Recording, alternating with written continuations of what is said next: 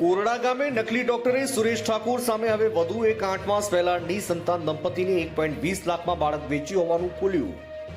પાટણની નિષ્કા હોસ્પિટલના આઈસીયુમાં સારવાર લઈ રહેલા બાળકનો સુરેશ ઠાકોરે રૂપિયા 1.20 લાખમાં સોદો કર્યો હતો. પાટણના સાંતલપુરના કોરડા ગામે 2 ડિગ્રી વગર ઘરમાં હોસ્પિટલ ખોલી પ્રેક્ટિસ કરતા પકડાયેલા નકલી ડોક્ટર સુરેશ ઠાકોર સામે વધુ એક 8 માસ પહેલા નિસંતાન દંપતીને રૂપિયા 1.20 લાખમાં બાળક વેચાણ કરી છેતરપિંડી કરી હોવાનો ગુનો નોંધાતા ચકચાર મચી છે.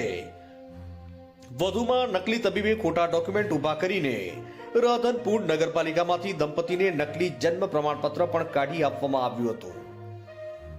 પાટણમાં રહેતા અને દવાની દુકાનમાં નોકરી કરતા નીરવ સુનિલકુમાર મોદીને સંતાન ન હોય ત્યારે પાટણની નિષ્કા હોસ્પિટલમાં મેડિકલ ચલાવતા નરેન્દ્ર દરજીએ કહ્યું કે તેમની હોસ્પિટલમાં ઘણી વખત અનાથ બાળકો આવતા હોય છે.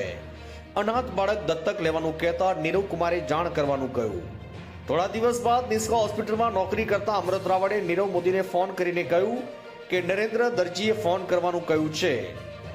અમારી હોસ્પિટલમાં એક અનાથ બાળક બાબો આવ્યો છે તેમ જણાવતા ત્યાં જતા તબિયત નાજુક હોય બાળકને આઈસીયુમાં રાખ્યું હતું. નીરવ મોદીએ આ બાળક કોણ લઈને આવ્યું છે તેમ પૂછતા અમૃત રાવળે કહ્યું કે કોરડાના સુરેશભાઈ ઠાકોર બાળકને રાવળ કહેલ કે કોરડાના સુરેશભાઈ ઠાકોર બાળકને હોસ્પિટલમાં દાખલ કરાવીને ઘરે ગયા છે.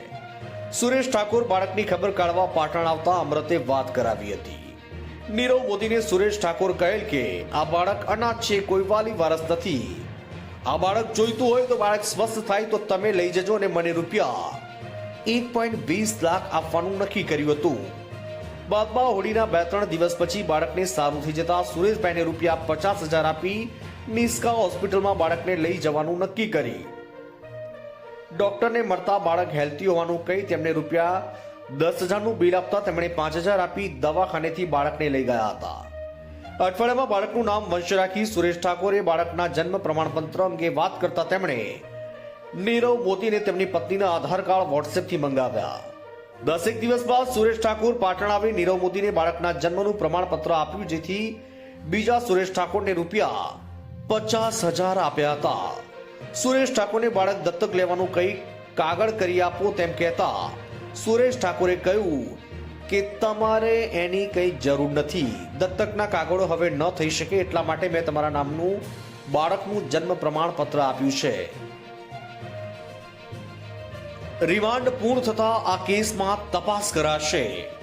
તપાસ અધિકારી પીઆઈ આરજી ઉનગારે જણાવ્યું હતું કે આ કેસમાં જન્મનું ખોટું પ્રમાણપત્ર બનાવ્યું છે. જે વંશ નામનું બાળક ક્યાં છે તેની તપાસ ચાલી રહી છે. નગરપાલિકામાંથી ઓર્થોપેડિકેશન થશે, તેના આધારે બીજા આરોપીની પણ તપાસ થશે. આ કેસમાં નકલી ડોક્ટર સુરેશ ઠાકોર ઉપરાંત અન્ય ડોક્ટર કે અન્ય લોકોના નામ કેસમાં બહાર આવવાની શક્યતા છે. હાલમાં સુરેશ ઠાકોરની બોગસ તબીબ તરીકેના કેસમાં રિમાન્ડ નીચે હોવાથી તેની તપાસ ચાલી રહી છે અને કેસમાં પણ પૂછપરછ થશે. બાળક વેચાણ માટે રૂપિયા 51નો ટોકન આપી સોદો નક્કી કર્યો. નીરવ મોદીએ બાળકના દત્તકના કાગળો અને જન્મના પ્રમાણપત્રની વાત કરતા સુરેશ ઠાકોરે તેમને કહ્યું કે જન્મનું પ્રમાણપત્ર લાવી આપીશ, આ બાળકને તમે લઈ જાઓ ત્યારે 50,000 અને બાકીના બાળકનું જન્મ પ્રમાણપત્ર આપે ત્યારે આવવાનું તેવું નક્કી કર્યું.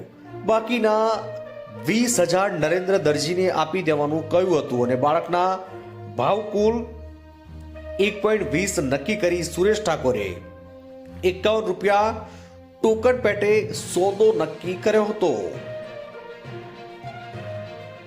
રક્ષણ આ બાળક પાટણના યુવક નીરવ મોદીનું ન હોવા છતાં તેમને પત્નીના દીકરા તરીકે નામ વંશ તરીકે રાધનપુર નગરપાલિકામાં ખોટી રીતે નોંધણી કરાવી છે અને બાળકનું ખોટું જન્મનું પ્રમાણપત્ર મેળવ્યું છે, જેમાં તપાસ કરતા કનેક્શન સામે આવ્યું છે. રાધનપુર નગરપાલિકાના જન્મ મરણ સબ રજિસ્ટ્રાર અને એસઓએ જણાવ્યું કે બાળકના જન્મની નોંધણી હોસ્પિટલમાંથી નગરપાલિકામાં થઈ છે. હોસ્પિટલમાં પત્રક આવ્યું એટલે તેની નોંધણી થઈ ગઈ છે. જન્મની નોંધણી કરાવવા હોસ્પિટલો માટે સરકારનું સોફ્ટવેર છે, એટલે પહેલા હોસ્પિટલમાંથી નામ ઓનલાઈન થાય, એક પત્ર આવે છે, તે પત્રક પાલિકાને પહોંચાડે છે. આ પ્રક્રિયા થયેલી છે ત્યારે હવે આ હોસ્પિટલ પણ શંકાના દાયરામાં આવી છે. દંપતી બાળક રાખવા ન માંગતું હોય, પૂરા પૈસા પરત ના આવતા છેતરપિંડીની ફરિયાદ નોંધાવી એસઓજી પોલીસે તપાસ શરૂ કરી હતી. અનાથ બાળક હોવાનું બતાવી વંશ નામ રાખી રાધનપુર નગરપાલિકામાં ખોટી નોંધણી કરાવી જન્મનું પ્રમાણપત્ર આપ્યું.